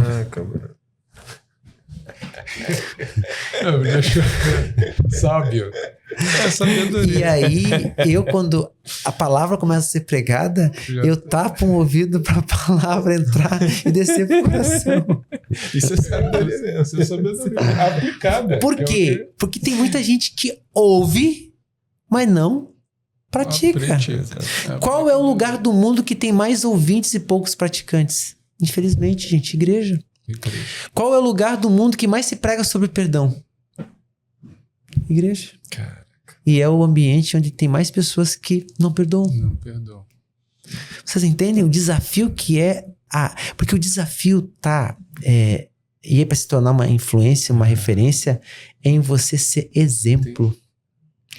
Porque assim, de demagogo, o mundo está cheio. Sim. Então assim... Falar não basta. Parola todos possuem. As pessoas... Dwight Moody dizia o seguinte, eu sempre ensino isso. A cada 100 pessoas, uma vai ler a Bíblia e 99 vão ler a sua vida. Porque a sua vida é a escritura que o mundo lê. As pessoas não estão olhando para a escritura, estão olhando para você, que diz que é cristão, que diz que Jesus ama, e ao mesmo tempo tá querendo puxar o tapete da pessoa do lado e diz, tá, mas peraí, você não é de Deus? Então, é as minhas atitudes. Dizia um presidente norte-americano que o maior sermão que uma pessoa pode ter é o exemplo. É o exemplo, é o fruto. Ou seja, eu ser um bom pai, eu ser um homem honesto, né? Eu sempre falo isso, sabe? A honestidade, né? Se eu compro, eu pago. Se eu não posso pagar, eu não compro. A palavra do cristão tem que ser sim, não. A gente vive hoje num mundo em que a palavra, ela infelizmente perdeu completamente o valor. Você estuda, por exemplo, culturas como os griotes na África, né? Os griotes, depois dá um Google aí, pesquisa sobre os griotes. Os griotes, eles são chamados de portadores da tradição. E eles partem do pressuposto do poder da palavra. eles entendem na sua cultura que tudo que existe no mundo é criado pela palavra. Inclusive, se a gente for para a Bíblia, Isso é verdade. Vaiomer Elohim, disse Deus, haja luz e houve luz. Ou seja, Deus criou, palavra criativa ali é dabar. Dabar significa Deus fala e acontece. Haja luz, houve luz. Então, por exemplo, na cultura dos griotes, a mentira é uma lepra moral. Porque ela descaracteriza, ela desreferencializa o mundo. Kant, por exemplo, quando ele estabelece um imperativo categórico, dizendo haja de acordo com uma máxima, que isso se torna um imperativo universal. Ou seja, por que mentir, por exemplo, é antiético? Na perspectiva kantiana. Porque a mentira ela não se sustenta no universo. Ela tem prazo de validade. A verdade não. A verdade ela se sustenta em qualquer lugar. A verdade ela é verdade aqui e ela é verdade em qualquer lugar do mundo. Então, falar a verdade é ético. Mentir não tem universalidade. Não é ético. Por uma perspectiva racional. Então, ser de palavra. Eu digo que nós somos homens da palavra e de palavra. Eu vou repetir. Nós somos chamados para ser homens da palavra e de palavra. Ou seja, o que eu falo tem que valer. Se a minha palavra não valer nada, então eu não tenho valor algum. Não tem valor. Um homem, ele está amarrado pelo que ele fala. Por isso que ele precisa ter muito cuidado. Se ele fizer uma promessa, às vezes, por exemplo, as pessoas dizem assim, pastor, mas eu lembro que o pastor falou. Eu falei, tá aqui, pastor, ó, o senhor falou isso aqui. Eu aceito o prejuízo, então. Então, se eu falei, eu vou cumprir. Se eu dei a minha palavra, minha esposa, minha filha sabe disso. A minha menina de 15 anos é assim, não, o pai falou. Então, mãe, eu sei que eu vou pro shopping. Tá tudo certo. Ela me pega pela palavra. Ela fala. Não, o pai falou, o pai não mente, o que o pai falou tá falado, entendeu? Então, eu acho que a gente sustentar isso, ter consciência disso, ter consciência que as pessoas estão olhando mais porque a gente faz do que porque a gente fala. Falar bonito é legal, muita gente fala. Político, uau. Entende? É viver. Esse é o desafio. Permite só fazer uma provocação? Por favor. Uma provocação e um pedido de ajuda também, porque vai se tornar um aprendizado. Hoje é muito observar a tranquilidade que emana de você, que você traz aqui pra gente. E com base nisso, eu quero mitigar em mim uma questão de ansiedade e o desejo, que assim, como a gente está falando de congregações, de seres humanos, cada um em seu tempo. Eu me encontro em alguns desafios de querer resolver as coisas de uma maneira mais... e aí você fala muito sobre temperamentos. E isso precisa... na hora que você falou, eu vou colocar a mão no ouvido para que a palavra entre e fique. Isso é importante, porque... O grande desafio aqui se eu estou aqui para ser servo e servir aos outros, eu tenho que mais cuidar da minha própria vida, resolver os meus problemas, eu já resolvo os problemas do mundo, os meus resultados viram referência, ao invés de eu ficar explicando, eles vão olhar para ali. Mas como ter tranquilidade e menos possibilidade para a gente cuidar? Porque eu fico imaginando na sua cadeira de pastor, tudo que você pode ouvir e ter esta, não sei se a palavra certa é tranquilidade, mas ter essa mansidão e domínio próprio. E daqui a pouco, nossa, não é possível que ele está me falando isso ao invés de pensar dessa forma como eu, pecador, penso. Mas de que maneira o senhor cuida do seu eu, entendeu? Para que, sendo direto, objetivo, mas sem deixar entrar no seu coração, como é que essa matemática ela funciona? Olhando pela luz da Bíblia, cuidando dos temperamentos, que eu vi aqui, que o senhor fala muito a respeito disso. Me ajuda nesse discernimento. Eu vou partir de algo que é abstrato e concreto ao mesmo tempo, né? O amor. O amor não é um sentimento.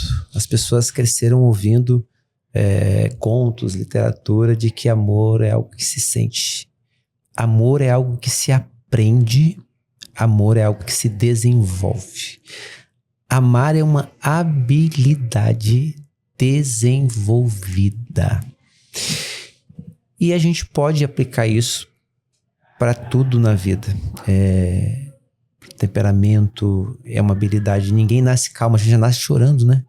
Quando a gente já nasce fazendo barulho, porque a gente saiu de um lugar quentinho, a comida estava chegando na hora certa, não tinha nenhuma preocupação, e daqui a pouco, quando a gente, né, vem ao mundo, aquela claridade nos nossos olhos, a comida já... aí começa o choro, né? E aí, nós vamos aprendendo desde cedo, os bons hábitos. Existe aquilo que na sociologia a gente chama de socialização primária e socialização secundária. O que é socialização primária?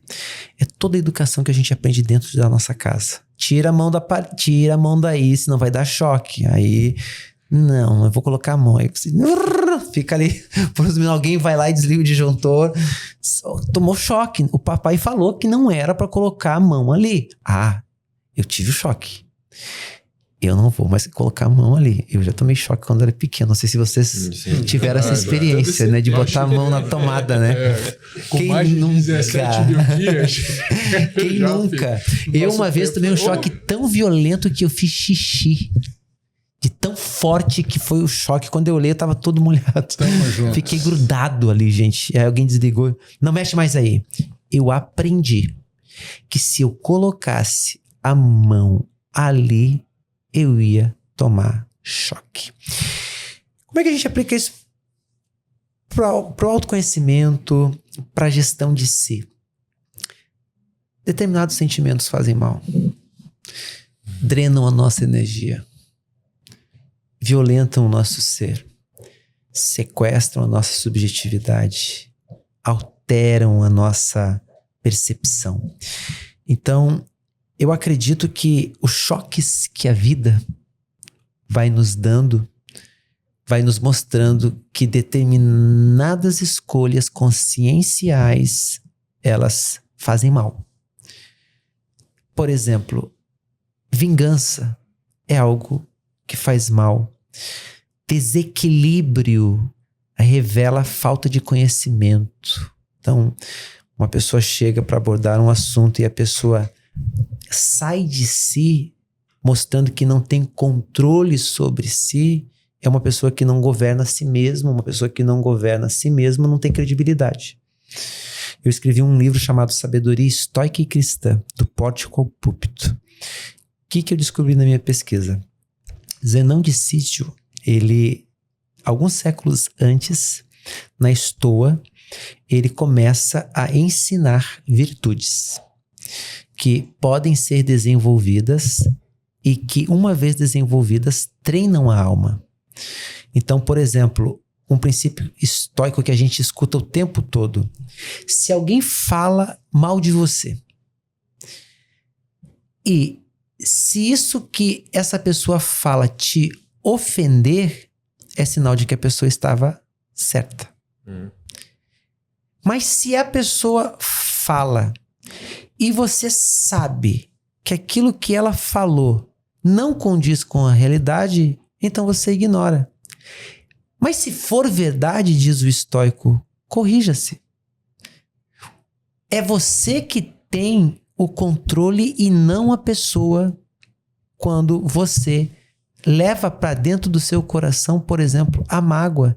É você que permite, é você que dá acesso para que as pessoas te tirem do lugar de governo, de domínio que você está. Então, o Viktor Frankl, ele dizia que quando a gente não consegue mudar as circunstâncias, a gente precisa mudar a si mesmo. E é exatamente aqui que paira, sabe, esse autoconhecimento. Então, os estoicos trabalharam isso, o cristianismo, a partir do fruto do Espírito, vai dizer, olha, o fruto do amor, do Espírito é o amor, a paz, longanimidade. O que é longanimidade? É ânimo é vida, prolongado. Ou seja, sabe, você tinha tudo para perder, sabe, a postura. Mas você para, pensa, não reage, porque você não é um ser reativo, né? É uma diferença entre ação e reação, né? Então, quer dizer, uma pessoa que governa a si mesmo, ela está apta para governar os outros. Mas se ela não governa a si mesma, ela não está apta para governar os outros. Então, quando ela consegue se gerenciar, se policiar nesse aspecto, aí sim ela está apta para conhecer a si mesma, os seus sentimentos e não ser governada, né, por tais sentimentos que às vezes vão rondando a gente. E o que eu me tornei, eu digo, né, é fruto de um processo, né? É fruto de uma escolha, é fruto de uma decisão, é fruto do evangelho. Eu tenho uma personalidade forte, eu sou uma pessoa muito sim, sim, não, não. Detesto, por exemplo, traição. Eu sou uma pessoa que eu prezo muito por aqui, como eu falei, né? Pelo que eu falo. Agora, quem nessa vida nunca foi traído, né? Só que aí eu aprendi uma coisa. E eu gravei isso pra minha vida e eu vou levar isso pra sempre. Meu professor uma vez me disse assim, olha, ninguém trai a ninguém. A gente só se trai. Toda pessoa que trai, ela comete uma autotraição. Ela trai a si mesma. Ninguém trai a ninguém. A gente só se trai. E é essa consciência, olha só, que me faz olhar para outra pessoa quando ela desliza ou comete algum tipo de equívoco com um olhar de misericórdia. Porque você pode ter dois olhares aqui. Um olhar verticalizado do tipo, eu sou superior a você. Você qualquer coisinha se desequilibra, né? Mas eu sou equilibrado. Ou o camarada pode ser um sociopata, um psicopata, como a gente vê muito na sociedade, que é o que mais tem. Gente que tem o prazer de tirar todo mundo sabe? Para poder dominar e governar uma determinada situação. Mas daí já é um caso de doença. Isso. Ou você pode olhar para essa pessoa e dizer assim, ó, ei, calma, respira. Ei, eu já fui assim. Eu tentava resolver tudo, sabe, para ontem. Mas hoje, sabe o que eu entendi? Cada dia basta o seu mal. Nada melhor do que um dia após o outro. Agora tu tá estressado. E estresse, ele não te deixa raciocinar direito. Amanhã de manhã tu vai ver que vai vir um insight. E você vai encontrar a solução para essa questão que tá te importunando.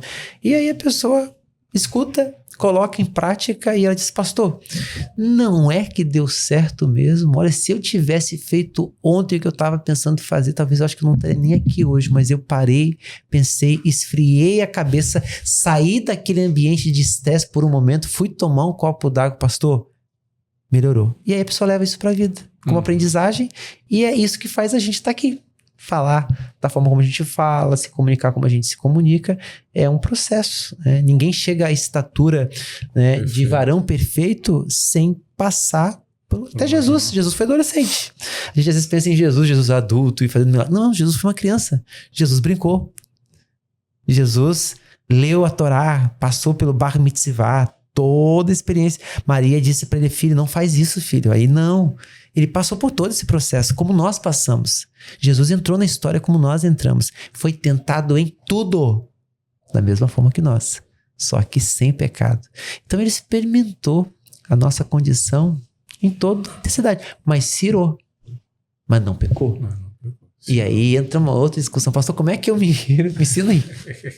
Pastor, me ensina. Como é que eu me iro e não peco? Não, que eu quero usar hoje. Que eu quero usar hoje. Simples, é só não jogar nada, não quer dizer... Isso, não quebrar nada. Não quebrar nada. Essa é uma pergunta interessante, né? Inclusive, essa que eu quero mas fazer. Não pequeis. Exato, porque O senhor tem uma filha de 15 anos. 15 anos. E uma filha agora de 1 ano. E um aninho. 1 aninho. O senhor é um cara muito sereno, me parece uma pessoa muito serena, né? Mas pela agenda que o senhor tem, o senhor lidar com muitas pessoas, tem muitas responsabilidades dentro da igreja e fora da igreja. Mas como que essa responsabilidade em passar essa característica que o senhor tem, essa identidade que o senhor tem, principalmente falando realmente de identidade e comportamento, para a filha do senhor hoje dentro de casa e para a esposa do senhor dentro de casa e também para essa próxima geração, que é a tua filhinha de 1 ano. Esse é o desafio. Como que... Porque assim, quando a gente fala em ambiente doméstico, se existe um lugar onde você é você em todos os aspectos, é onde é dentro da sua casa. E é lá que você é treinado. Lá que você é treinado. Então, por exemplo, eu já levantei a voz para minha filha. E aí, eu vi que aquilo magoou ela. Eu vi que aquela palavra deixou ela triste. Aí o Espírito Santo chega e diz assim: falou que não devia. Aí, como você é um ser senciente, sensível à voz de Deus, você chega e diz assim: filha, perdoa o pai. Pai se excedeu. Pai falou que não devia. Tu não é isso, filha. Tu é uma bênção, minha filha. Eu te amo, minha filha. Dá um abraço. Aí ali você faz uma oração. Senhor Jesus, obrigado pela minha filha. Ela é uma bênção. Eu profetizo sobre a vida dela. E eu abro um parênteses nessa tua pergunta, porque eu tenho algo que me marcou muito. Eu cresci num lar onde meu pai não conhecia Jesus. Meu pai não servia a Deus. E eu tenho um irmão. Meu irmão tem 42 anos de idade. Hoje ele mora na Europa. E ano retrasado eu estava no carro com ele. E ele falou uma palavra para mim assim que eu estremeci. Porque quando nós éramos crianças, quando o meu irmão fazia uma coisa errada, meu pai dizia o seguinte: você é uma jumenta. Você não vai dar nem para gari. E o tempo passou. O tempo passa. Quando eu estou na Europa com ele tá dirigindo a BMW dele. E ele se vira assim pra mim e diz assim: pai, ele disse: mano, como eu gostaria que o pai tivesse vivo para ver que eu venci. Meus irmãos. Nossa. Aí eu voltei lá na infância, me lembrando do pai falando pra ele: você é uma jumenta, você nunca vai ser ninguém, você não vai dar nem pra gari. Ele é um homem com 42 anos de idade, que trouxe de forma inconsciente para a vida adulta aquela sentença de que ele nunca ia ser ninguém, de que ele não serviria nem para um gari. E a vida toda do meu irmão foi tentando provar para o mundo que ele não era isso. E às vezes a gente não entende por que tem gente que trabalha muito, se tornam verdadeiros workaholics, 2, 3 trabalhos, 12, 16 horas, porque lá na infância receberam uma palavra de uma figura de autoridade, de uma mãe, na sua ira. Por isso que a Bíblia diz que na ira do homem não opera a justiça de Deus. Na ira do homem não opera a justiça de Deus. E eu, como cresci vendo meu pai fazendo isso, eu entendi que eu não poderia reproduzir isso. Então eu acho que o lar é o ambiente de treinamento onde você é forjado para ser de fato a pessoa que você se torna, né? Pastor, eu ficaria aqui mais umas 5 horas e meia, fora o intervalo para o café. A gente já tem observado, entramos no Cronos, né? Nem no Kairos. A providência de Deus que a gente tem observado aqui, o tempo, falar que o tempo voa não, mas a gente observa que ele acaba se encurtando. É de uma suma alegria, porque se eu trouxe aqui conhecimentos, discernimentos, direção. Eu acredito que os nossos ouvintes, quem estará aqui conosco, tem uma gama de pesquisa seleta, direcionada, com mansidão, com domínio próprio, ativação de propósitos, identificação de propósito. Então tem muitos temas. Mas, como o Edi fala, ele me coloca nessa... Nós me colocamos no papel, eu venho aqui te agradecer. Mas antes de fazer o agradecimento final, aqui é um canal que eu, pela graça do Pai, através da sua profecia, que o Pai falou, o seu ouvido, muitos corações estarão vendo. Partindo do princípio que tem milhões de pessoas lhe assistindo. Qual é a palavra final que o senhor diria? Qual é aquela mensagem objetiva que o senhor gostaria de deixar para esses nossos irmãos que venha trazer um despertar? De forma bem objetiva e curta sejam autênticos. Sejam autênticos. Autenticidade. Sejam autênticos, não tenha medo de viver os sonhos de Deus para sua vida. Acredite nos seus sonhos, lute por eles e seja você. Bem. Muito bom, muito bom. Pastor, eu quero agradecer muito a presença do senhor aqui. Tá? De novo, tirar do tempo do senhor para vir para cá. Uma agenda complicada, uma agenda... vários compromissos, enfim, a gente sabe disso. Agradeço a vida do Eduardo também, porque ele nos conectou ao senhor, nos possibilitou. Então, meu irmão, muito obrigado. Obrigado por fazer essa conexão. Se não fosse você, a gente não teria essa oportunidade aqui. Então, muito obrigado mesmo pela tua presença. Que Deus abençoe a tua família, a sua vida, das suas filhas, da tua esposa. Bem. Espero que o senhor volte mais vezes a esse ambiente, porque eu me emocionei 2 vezes aqui. E acredito que o tanto de conhecimento que o senhor tem não é em 1h30, 2 horas, que a gente gostaria de passar muito mais tempo absorvendo esse conhecimento. Né? Muito obrigado, do fundo do meu coração. Obrigado pela sua presença. Eu que Deus te agradeço abençoe grandiosamente. Pelo convite, pela oportunidade de estar com vocês e com todos que nos acompanham. Muito obrigado. Com todo carinho e amor, eu falou se emocionar. Eu segurei as minhas emoções, mas meus olhos ele enchem de lágrimas. Porque a sua tranquilidade, o elogio que eu darei aqui, eu sei que é possível de ser dado, que o senhor sabe que não, eu lhe conheço, lhe percebo que não entra no seu coração. Mas é importante destacar o que eu vejo de luz através da sua vida. Bem. É muito nítido ver um Paulo Mazaré em família. É muito íntegro ver um Paulo Mazaré íntegro, vívido, manso, direcionador, educador. Os seus livros, os seus ministérios que Deus lhe permitiu, têm salvo vidas. Eu fui convidado recentemente para estar como um dos professores. E eu fui salvo graças a esses ministérios. E como a gente fala muito aqui, não é sobre o Fábio, nunca foi sobre. Mas sim o que está sendo levado. Assim, a vida da minha filha, a vida de pessoas até que a gente não sabe, entendeu? Com certeza. Então, o nosso pedido continua sendo ousado. Nos permita ter novos tempos de mesa, porque a gente sabe que mesa é o que fortifica. Bem.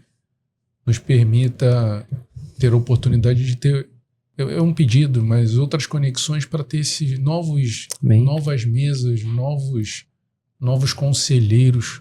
Bem. Esse mundo precisa de pessoas que sejam boas, falem. A sua fala é através da escrita. E através de bocas de outros professores estão sendo tocados. Vidas estão sendo salvas. Então, permaneça sendo ousado. Bem. Deixa o famoso, permita Deus te usar ainda mais, porque é importante. Eu tenho que te agradecer e muito obrigado, tá? Amém, queridos. Muito bom. Eu sei, Amém. eu não vou dizer, eu vou dizer um até breve. Amém. Amém.